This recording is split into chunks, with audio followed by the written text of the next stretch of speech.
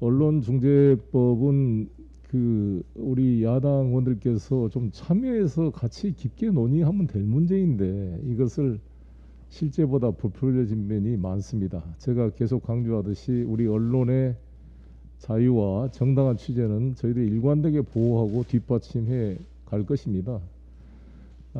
이게 징벌적 손해배상 제도라는 것이 우리나라의 다른 법에도 한 20여 건이 유사 그런 입법례가 있을 뿐만 아니라 영미법, 특히 미국 같은 경우는 훨씬 넘는 징벌적 손해배상을 하고 있습니다. 저희가 이번에 언론중재법을 만들게 된 것은 아시다시피 여러 가지 언론에 대한 피해 사례에 대한 구제를 마련하기 위한 것이지 언론재간물리기법이 아니라는 말씀을 드리고, 여러 가지의 언론 단체들을 우리 윤호중 원내대표께서도 만나고 우리 문체위에서도 만나서 많이 수정을 했습니다. 아시다시피 주요 정치 경제 권력의 담당자들은 징벌적 손해배상 대상에서 제외를 시켰을 뿐만 아니라 입증 책임도 상당히 원칙적으로 주장자 같도록 만들었고, 연락무지 청구만 하면은 중재의 결정 나기도 전에 태그를 붙이는 행위는 삭제하는 것으로 했습니다. 많이 보완이 됐고, 이게 또 계속 제가 강조하듯이 대통령 선거와는 상관없이 내년 4월부터 시행되는 것입니다.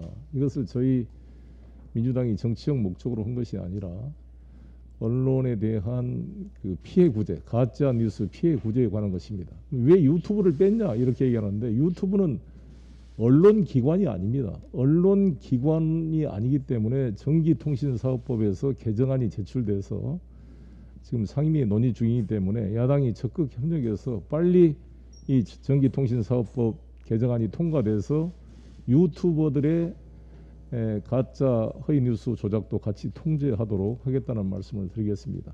손해배상이 되도록. 그리고 또 한 번 말씀드릴 것은 우리 언론중재 및 피해 구제 등에 관한 법률에 5조 2항 2호에 따르면 언론 보도 등이 보도가 공공의 이익에 관한 것으로 진실한 것이거나 설령 가짜가 됐다 할지라도 진실하다고 믿는데 정당한 사유가 있는 경우에는 위법성이 인정이 안 되고 면책이 됩니다.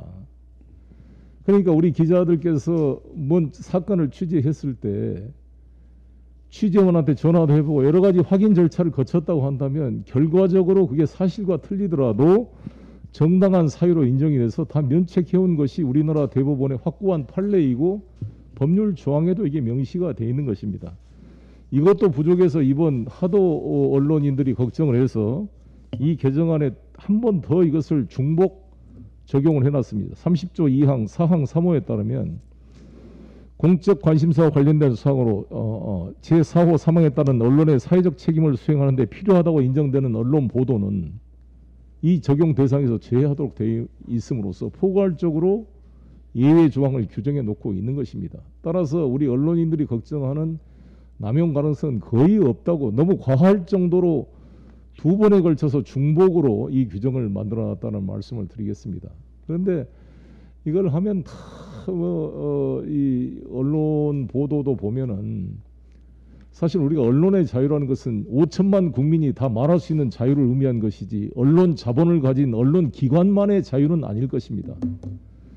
왜 폭행 일반 307조 1항 2항에 형법상 명예훼손죄가 있는데 중복 규정을 하느냐 이런 말씀을 합니다만, 사실을 적시한 명예훼손죄는 저희들이 이제 개정하는 법안 현재 제출돼 있을 뿐만 아니라 형법 307조 1항 2항의 명예훼손죄는 일반 개인들 간의 카톡이라든지 다중이 모인 사실에서 상대방을 명예훼손했을 때의 적용되는 법인 것이고, 막강한 영향력을 가지고 있는 언론기관이 하는 보도는 이와 비교될 수 없는 행위가 되기 때문에 특별 규정이 필요한 것입니다. 예를 들어서 형법에 폭행죄, 협박죄가 있음에도 불구하고 왜 폭력행위 등 처벌에 관한 법률이 있습니까?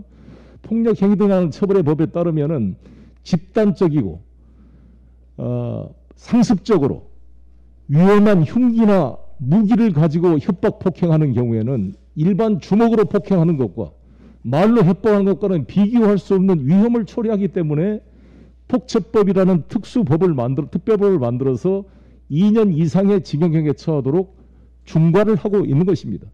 경제사범도, 배임, 횡령, 공갈죄가 다 형법에 규정되어 있지만 특정 경제 가중처벌 등에 관한 법률을 만들어서 배임, 횡령의 액수가 5억 이상인 경우는 3년 이상의 징역에 처하도록 되어 있고 50억 원이 넘는 경우에는 5년 이상 및 무기징역에 처하도록 특정 경제 가중처벌법을 규정하고 있는 것입니다. 마찬가지로 일반 개인이 그냥 동창회 앞에 가서 누구를 공개적으로 모욕하는 이러한 명예훼손죄와는 비교가 안 되는 이 엄청난 서버와 이 언론이라는 이 무의를 갖는 강력한 조직이 일면 톱으로 한 개인과 회사 기업인을 충분한 사실관계를 확인하지 않고 허위 사실을 보도했을 경우에 그 회사가 망해버린다든지 한 사람을 자살하게 만든다든지 아예 사회적 생명을 파괴하는 엄청난 결과가 오게 되는 것입니다. 따라서 이거를 당연히 모든 언론인들이 열심히 하고 계시겠지만 좀 더 긴장해서 사실관계를 확인하라는 것이죠. 취재원을 보호 못한다? 취재원은 필요하면은 다 이것을 가지고 만약에 취재원이 분명히 익명의 취재원이 있음에도 불구하고 이를 가지고 허위사실 유포로 만약에 소를 제기했다 그러면 재판 과정에서 수명 법관과 증거 보존 절차를 통해 비공개로 비밀리에 판사 앞에 증인을 불러다가 충분히 해명할 수 있는 기회가 법적으로 보장되어 있습니다. 제가 이런 이야기를 필리버스터에 하려고 합니다. 그래서 저는 필리버스터를 환영하고 야당이 빨리 필리버스터를 신청을 해서 제가 우리 국민 여러분께 소상하게 편집되지 않는 이 입법의 취지를 잘 설명드리도록 하겠습니다. 그리고 야당 원들께서도 밤을 새워서라도 필리버스터 하십시오. 쭉 이야기를 하시고 국민들이 언론사에서 편집된 이야기가 아니라 살아있는 생방송으로 우리 국민 여러분들께서 민주당의 주장이 맞는지 야당의 주장이 맞는지 비교할 수 있도록 국민들에게 선택권을 돌려줄 수 있도록 필리버스터를 환영하고 해주실 것을 부탁을 드립니다. 이상입니다.